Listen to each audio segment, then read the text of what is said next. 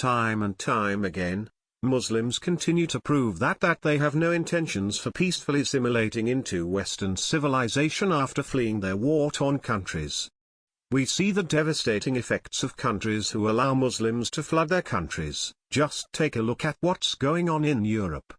While President Trump is doing everything in his power to keep these third-world country vermin out of America, a Muslim who came into our country under Obama was just caught in a sickening act of terrorism that has Ohio residents completely traumatized, proving once again that we need to round every last Muslim migrant up and deport their asses back to the Middle East where they belong. Yahya Farooq Muhammad is a Muslim who came here in 2008 from the United Arab Emirates and decided to make Ohio his new home.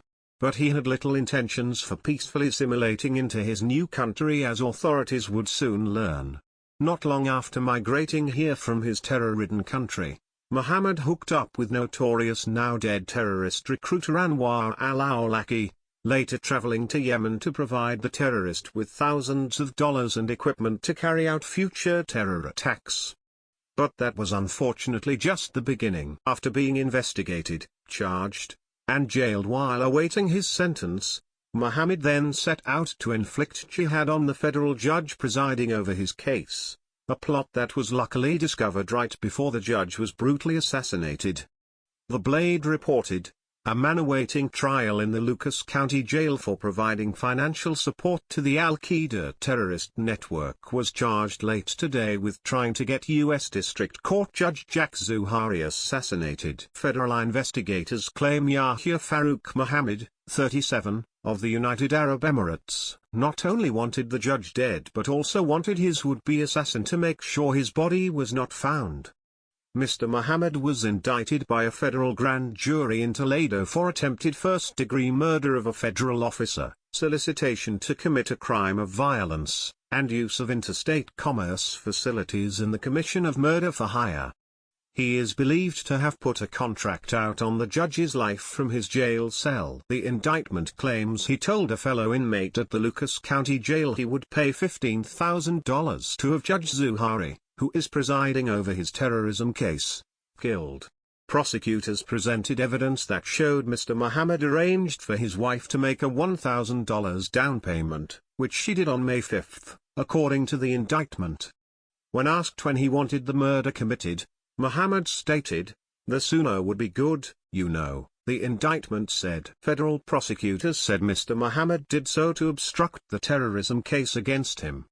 This prosecution seeks to hold the defendant accountable for attempting to victimize the judge and for trying to undermine our criminal justice system.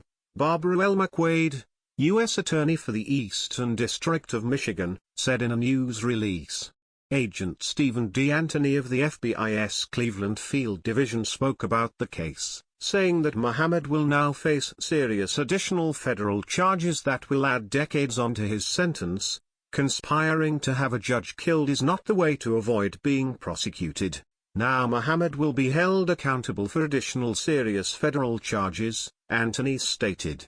Chillingly, Muhammad's entire family who lives in the United States were also busted in the terrorism plot and are awaiting sentencing. The Blade went on, Muhammad along with his brother, Ibrahim Zubair Muhammad, 36, of Euless, Texas, and brothers, Sultan Room Salim, 41, of Columbus and Asif Ahmed Salim, 35, who most recently lived in the United Arab Emirates, are awaiting trial in that case. All but Sultan Room Salim are being held in the Lucas County Jail. Magistrate Judge James Knepp allowed Mr. Salim to be released on a $500,000 property bond with strict conditions that he live with his mother and wife in Cambridge, Ohio. Judge Zuhari denied bond for Ibrahim Zubair Muhammad and Asif Ahmed Salim, saying it was probable they would not appear for future court hearings. This incident just further proves that Muslims will never adopt a peaceful way of life or assimilate into Western civilization, despite the propaganda that they left continues to spew about the religion of peace. Hopefully President Trump's migrant ban will help alleviate this problem, but that doesn't solve the issue of the 3.3 million Muslims that are currently living in America who daily are becoming more radicalized with what they're being taught in their mosques. It's more important than ever that we make the commitment to become proficient with firearms and carry a gun for protection wherever we go. In the end, the only thing that will stop Muslims from committing terror attacks on our soil is an armed populace.